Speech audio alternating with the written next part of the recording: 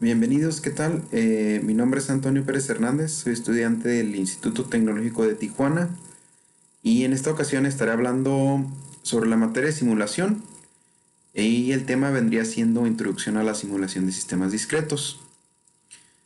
Para dar inicio así breve del resumen que se hizo del primero, eh, ¿de qué trata lo que es la simulación de los sistemas discretos, ya? Dice aquí que eh, la lectura decía que son las técnicas utilizadas para imitar o simular un funcionamiento distinto de tipos de instalaciones o de procesos. Pues eso es a lo que se le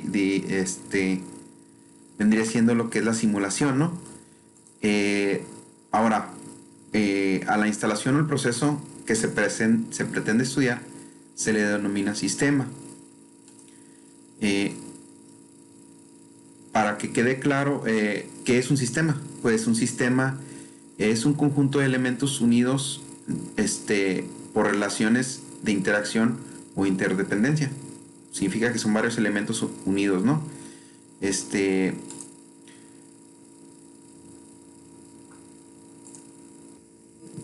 una vez sabiendo qué es un sistema, pues podemos ver cuántos tipos de sistemas existen. Existen muchos. Eh, Podría anunciar unos que son como viene siendo estática, la dinámica, el sistema estático, el sistema dinámico, el sistema de cambio continuo, el sistema de cambio discreto, el sistema determinístico, el estocástico y los modelos más operacionales. Esos vendrían siendo los tipos de sistemas que existen. Eh, Unos pequeños ejemplos de cada sistema vendría, por ejemplo, del estático, vendría siendo una estructura dilicia que no sufre cambios ni perturbaciones en el tiempo. Este, pues son cosas que están fijas, ¿no? Como el edificio, un puente, pueden tener un pequeño deterioro, pero no sufren ningún cambio físico, a menos que pues, por un desastre natural, ¿no? Los dinámicos, pues vendría siendo un ejemplo de sistema solar, una planta industrial de procesos de materias primas, una red de computadoras, un sistema de tráfico, pues algo que estén entrelazados, ¿no? Eh, este, ¿Por qué recurrimos a la simulación? Pues recurrimos a la simulación cuando el modelo matemático que representa el sistema que estamos desarrollando eh, es muy complejo, cuando tiene un nivel de complejidad muy alto. Este, por eso es que requerimos a la simulación. Muchas veces la simulación, bueno, la mayoría del tiempo la simulación la utilizamos con software, ya que las computadoras y todo ese tipo de herramientas que tenemos, pues nos ayudan, ya que son muy complejas y es muy difícil estarlos haciendo los cálculos pues mentales, ¿no? O a mano. Más adelante hablaremos de ese tipo de softwares que utilizamos, ¿no? O que existen.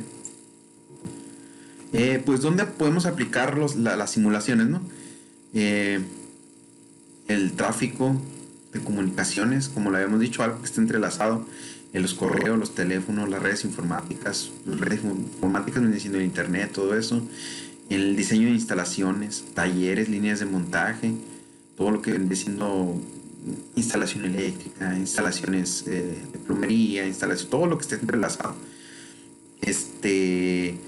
En el diseño de plantillas de personal, eh, en la localización de instalaciones, lo que vienen siendo almacenes, vehículos, equipos de mantenimiento, en los análisis de proyecto, en las reglas de gestión de inventarios y en el análisis de inversiones. Pues las fases en un estudio de simulación pues vendrían siendo estas, ¿no? Empezamos con la definición de los objetivos y del sistema. ¿Qué es lo que queremos, no? ¿Qué es lo que vamos a hacer para empezar? Luego La validación, hacemos un modelo conceptual, pues podemos utilizar los diagramas de flujo, los diagramas de procesos, todo eso, pues hacemos un modelo para que tengamos un orden, ¿no?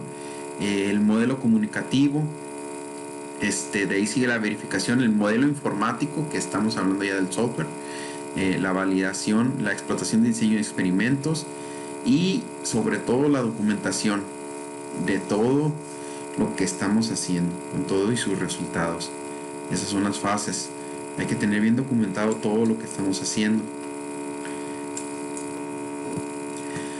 ¿Cuáles son las ventajas y desventajas de aplicar la simulación?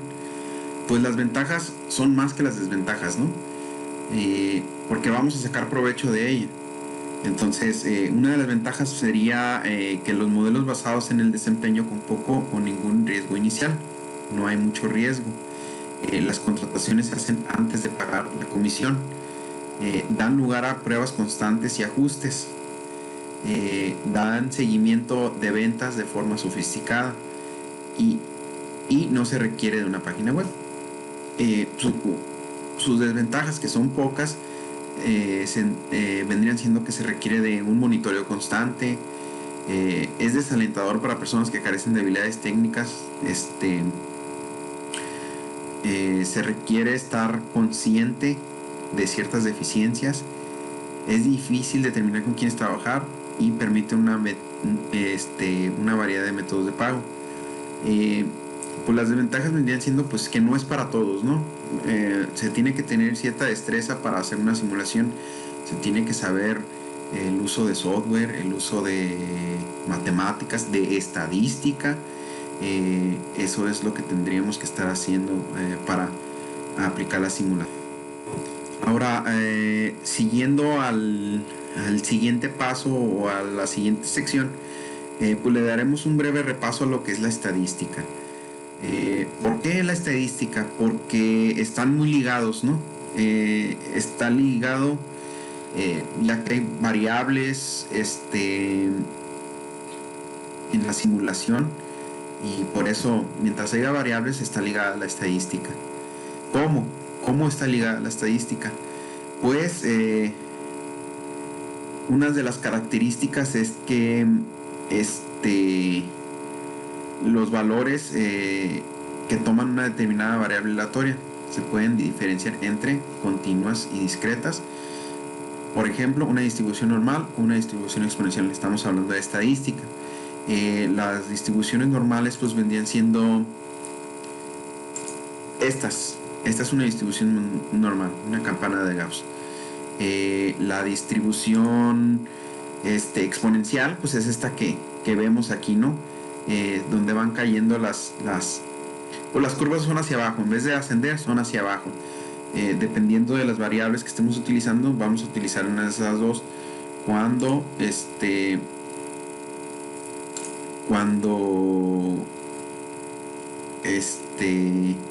las variables son continuas. Cuando son discretas, vamos a utilizar una distribución de Poisson o una distribución binomial.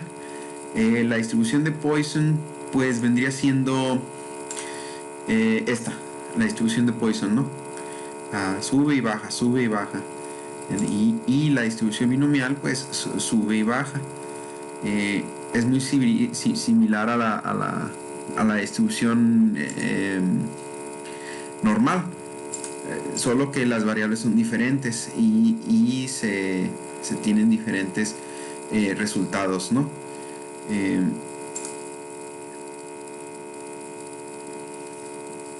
Continuando con la sección, nos encontramos también con la media y la varianza. Pues sabemos que la media es pues, el promedio de los valores o de la población o de los datos que tengamos, ¿no? Siempre es el promedio, es la palabra más simple de entender, ¿no? Un promedio es la media. Y tenemos la varianza. La varianza pues vendría siendo esta. La varianza, la media es la que vamos a tener en medio en la gráfica. y la varianza va a ser la curva o la amplitud con la que tiene, ¿no? Eso vendría siendo la varianza, como vemos aquí. Aquí tenemos una media y la varianza vendría siendo la curva. Eso es lo que entendemos por media y varianza. Las variables aleatorias más comunes utilizadas son las distribuciones continuas más frecuentes utilizadas son la uniforme, la exponencial, la gamma, la Weibull. La Weibull, pues ya explicamos lo que es la uniforme, la exponencial, pero la Weibull pues yo es la primera vez que la escucho, pero vendría siendo esta. A mi punto de vista, pues son varias distribuciones en una sola gráfica. Suben, bajan, y a lo que veo son casi una mezcla de la exponencial con la distribución normal. Es muy similar, pero tendría que entrar muy a detalle para verlo, ¿no? ¿Dónde utilizamos ese tipo de distribuciones? Bueno, la exponencial, por ejemplo, la podemos utilizar cuando los clientes llegan a una parte, ¿no? La gamma la podemos utilizar el tiempo de servicio a los clientes, pues el tiempo que pasa, ¿no? La Weibull, la que estaba explicando yo ahorita, esta representa el tiempo para completar una tarea o el tiempo hasta el fallo de una máquina. La normal, que es la más común, la que casi todos conocemos, es la que representa los errores de diferentes tipos. La normal logarítmica representa el tiempo para realizar una tarea, cantidades que son el producto de un gran número o de otras cantidades. La beta, la distribución beta, esta se utiliza para el modelado aproximado en ausencia de datos. Es cuando no tenemos datos. Cuando no tenemos datos o el tiempo para completar una tarea. Todo este tipo de distribuciones las podemos hacer en un programa que se llama Minitab. Es un programa muy fácil, siempre y cuando tengamos las variables, tengamos los datos, los ingresamos y los podemos hacer, pero es bueno saber para qué son utilizadas cada una, ¿no? O cómo las podemos utilizar. Entre las distribuciones discretas más frecuentes utilizadas está la Bernoulli, la uniforme discreta, la binomial y la Poisson, que son las que vimos hace rato, ¿no? La uniforme, ¿dónde la podemos emplear? Esta la podemos emplear, la uniforme discreta, perdón, la podemos emplear en la ausencia de datos que aparentemente varían entre dos valores extremos. La Poisson, esta representa el número de eventos que ocurren en un intervalo de tiempo. Por ejemplo, el número de piezas que vamos a hacer, ¿no? En un determinado tiempo, ya sea piezas o ya sea un producto X o un servicio X que hagamos en un determinado tiempo. Eso es lo que va a representar. Aquí pasamos a cómo formular una hipótesis. Dice que a partir de las observaciones es necesario realizar una hipótesis con respecto a la función de la distribución. A partir de las funciones o de las distribuciones que estamos haciendo, vamos a hacer una hipótesis. Aquí podemos ver, por ejemplo, en un histograma, cómo corresponde aquí la distribución, cómo está. Y de aquí podemos hacer observaciones y de aquí podemos generar una hipótesis. Aquí podemos ver un histograma de conjunto de observaciones y un histograma de conjunto de observaciones también. No más que uno va de forma exponencial y otro va como tipo de distribución normal, ¿no? Pegado hacia la derecha.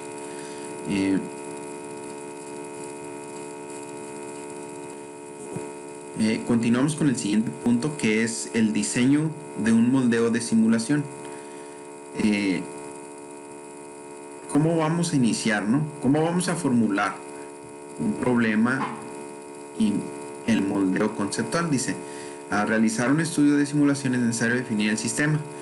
Vamos a definir qué es lo que vamos a hacer, los elementos que vamos a incluir